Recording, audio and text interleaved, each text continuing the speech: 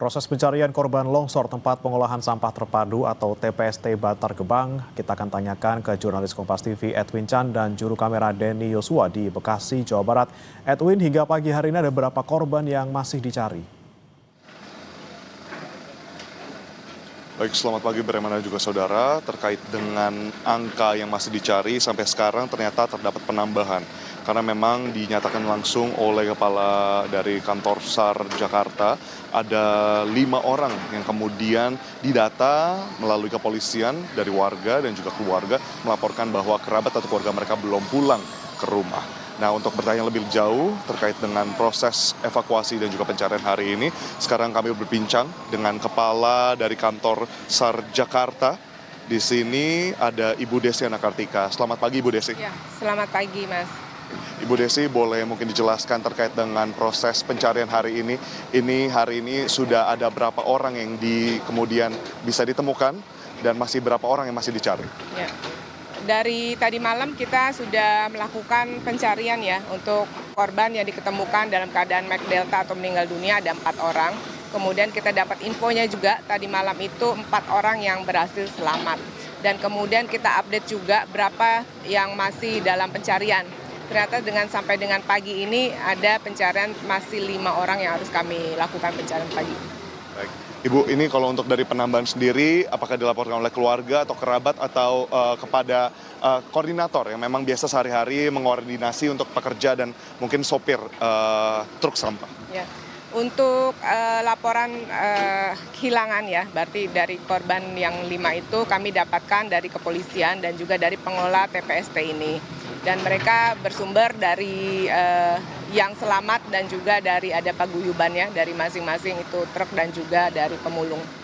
Oke, berarti memang ada masyarakat yang melaporkan Ibu. Ibu, terkait dengan hari ini berapa personel yang kemudian diturunkan dan kita bisa lihat di belakang ada alat berat. Ibu mungkin dapat dijelaskan berapa banyak kemudian alat atau mungkin perlengkapan yang diturunkan? Ya, untuk pencarian kita dibantu dengan ekskavator itu ada 15. Kemudian untuk tim rescue sendiri, Basarnas dan semua unsur yang terlibat di sini ada lebih kurang 217 orang. Kami standby dulu karena tidak memungkinkan untuk kami masuk ke lokasi dalam keadaan ekskavator sedang juga bekerja, gitu membantu mempercepat dan juga kami perlu dengan APD yang lengkap untuk memasuki daerah dari tumpukan sampah tersebut. Ibu, kalau kita lihat dari tadi malam sudah dilakukan karena memang dilaporkan juga 14.30 seperti itu Ibu untuk kejadiannya. Apa yang menjadi tantangan Ibu?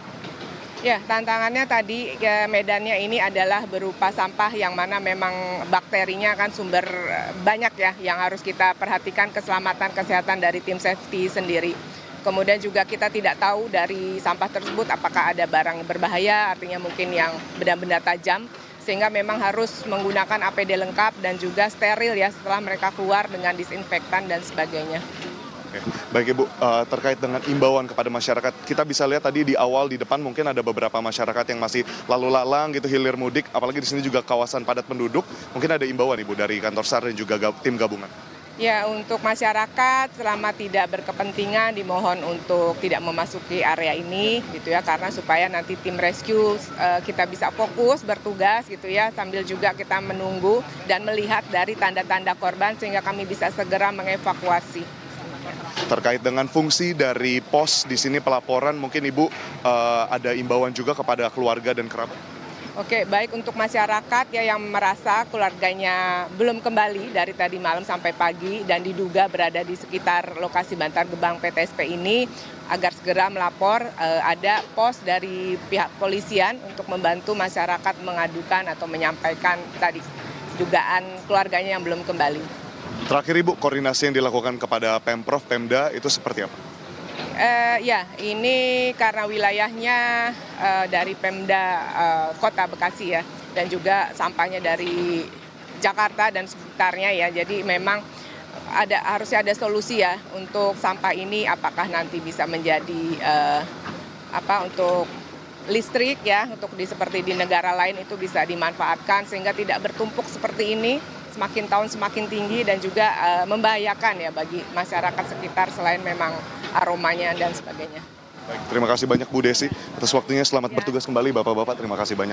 Dan saudara, Kalau kita tadi bisa dengarkan, memang sampai sekarang masih ada beberapa orang yang dicari, dan memang kalau kita lihat juga dari pencarian kemarin tadi malam, terdapat tinjauan dari Menteri Lingkungan Hidup yang memang menyatakan lokasi longsor berada di zona 4 dari tempat pengolahan sampah terpadu yang ada di Bantar Gebang, yang kemarin malam juga itu didampingi oleh Kapolda Metro Jaya. Dan dari tinjauannya Menteri Lingkungan Hidup juga menyatakan bahwa terhadap menyoroti sistem pengelolaan sampah ini 2025 Kementerian Lingkungan Hidup sudah mengirimkan SPDP sebagai surat pemerintah untuk dimulainya penyidikan, dan ini juga menjadi sebenarnya panggilan gitu ya, wake up call terkait dengan pengelolaan sampah pun bagaimana kemudian lingkungan dari